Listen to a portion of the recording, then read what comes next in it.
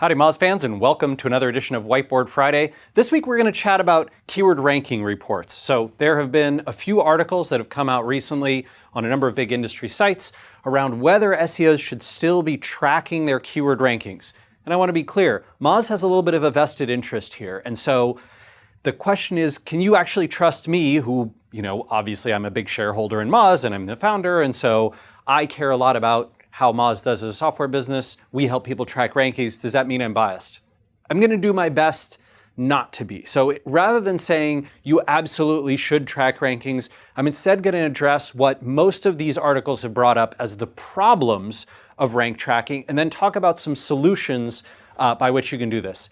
My suspicion is you should probably be rank tracking. I think that if you turn it off and you don't do it, it's very hard to get a lot of the value that we need as SEOs, a lot of the intelligence.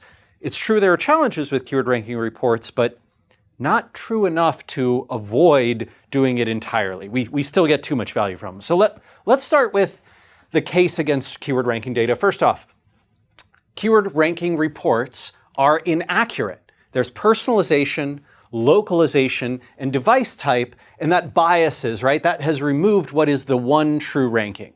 And we've done a bunch of analyses of these, and this is absolutely the case. Personalization, turns out, doesn't change ranking that much on average. For an individual, it can change rankings dramatically if they visited your website before, right? That they could be historically biased to you, or if they visited your competitors, they could be biased. Their previous search history might have biased them in a single session, those kinds of things. But with the removal of Google Plus from search results, personalization is actually not as dramatically changing as it used to be. Localization, though, still huge, absolutely, and device differences, still huge. But we can address this. And the way to do that is by tracking these things separately. So here you can see I've got a ranking report that shows me my mobile rankings versus my desktop rankings. I think this is absolutely essential, especially if you're getting a lot of traffic from both mobile and desktop search. You need to be tracking those separately. Super smart. Of course we should do that. We can do the same thing on the local side as well, right? So I can say here, look, this is how I rank in Seattle. Here's how I rank in Minneapolis. Here's how I rank in the US, with no geographic personalization if Google were to do that, right? And those types of rankings can also be pretty good.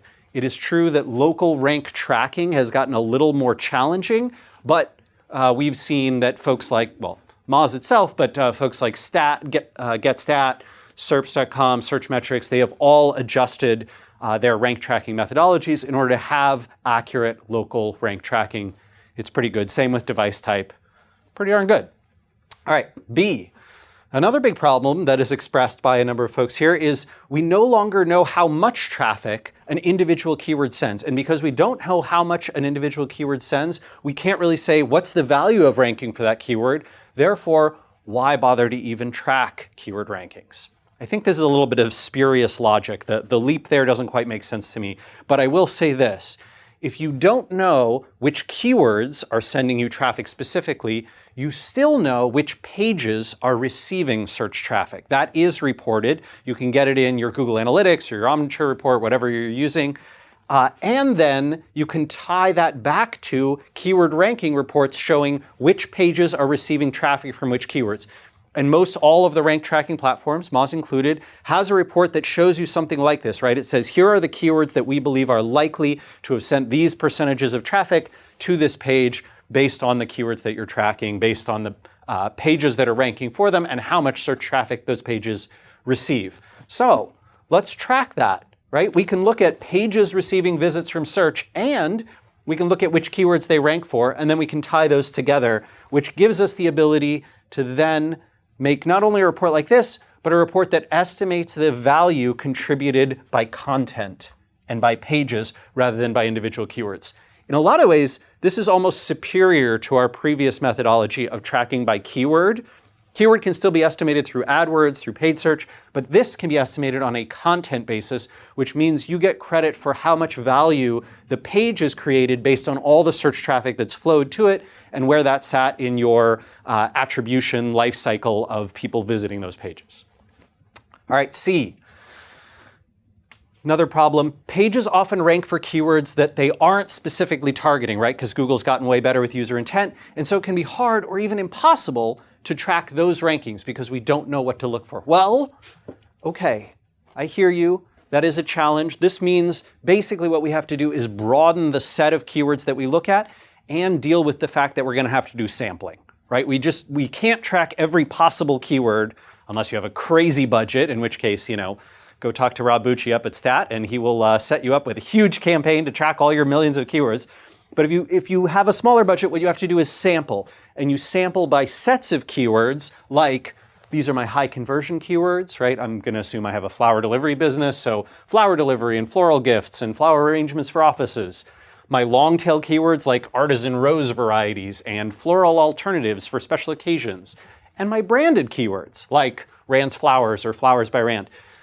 I can create a bunch of different buckets like this, sample the keywords that are in them, and then I can track each of these separately, and now I can see, these are sets of keywords where I've generally been moving up and receiving more traffic. These are sets of keywords where I've generally been moving down. These are sets of keywords that perform better or worse on mobile or desktop, or better or worse in these geographic areas.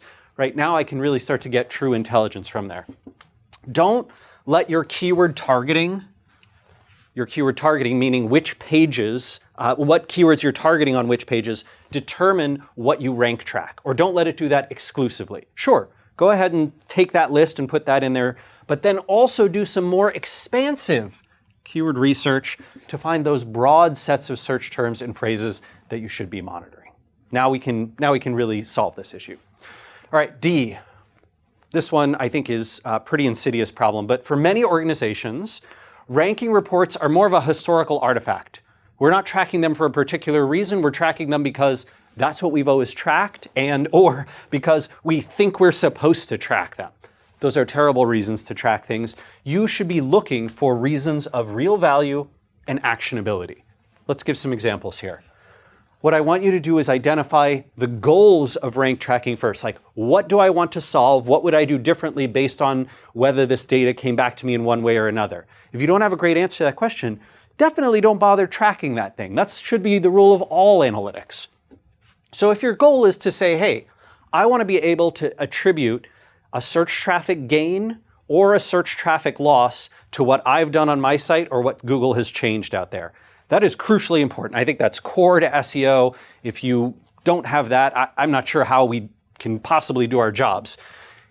We attribute search traffic gains and losses by tracking broadly, right? A broad enough set of keywords, hopefully in enough buckets to be able to get a good sample set, by tracking the pages that receive that traffic so we can see if a page goes way down in its search visits. We can look at, what was that page ranking for? It was ranking for these keywords. They dropped. Or, no, they didn't drop, but you know what? We looked in Google Trends and the traffic demand for those keywords dropped. And so we know that this is a seasonality thing or a fluctuation in demand or those types of things. And we can track by geography and device so that we can say, hey, we lost a bunch of traffic. We're no longer mobile friendly. That is a problem. Or, hey, we're tracking and, hey, we're no longer ranking in this geography. That's because these two competitors came in and they took over that market from us. Second goal we could look at would be something like identify pages that are in need of work, but they only require a small amount of work to have a big change in traffic. And so we could do things like track pages that rank on page 2 for given keywords. If we have a bunch of those, we can say, hey, maybe just a few on-page tweaks, a few links to these pages, and we could move up substantially. We had a Whiteboard Friday where we talked about how you could do that with internal linking previously and have seen some remarkable results there. We can track keywords that rank in position 4 to 7 on average, right? Those are your big wins, because if you can move up from position 4, 5, 6, 7 to 1, 2, 3, you can double, triple your search traffic that you're receiving from keywords like that. And you should also track long tail untargeted keywords, right? So if you've got a long tail bucket, like we've got up here, I can then say, I don't have a page that's even targeting any of these keywords. I should make one. I could probably rank very easily because I have an authoritative website and some good content, and that's really all you might need. And the last goal that we might look at is some up-and-coming competitors, right? I want to track who's in my space, who might be creeping up there. And so I should track the most common domains that rank on page 1 or 2 across my keyword sets. And I can track specific competitors, right? I might say, hey, Joel's flower delivery service looks like it's doing really well. I'm going to set them up as a competitor, and I'm going to track their rankings specifically, or I'm going to see, you could use something like SEMrush and see specifically what are all the keywords they rank for that you don't rank for, right? This type of data, in my view, is still tremendously important to SEO, no matter what platform you're using. But if you're having these problems, or if these problems are being expressed to you, now you have some solutions. I look forward to your comments. We'll see you again next week for another edition of Whiteboard Friday.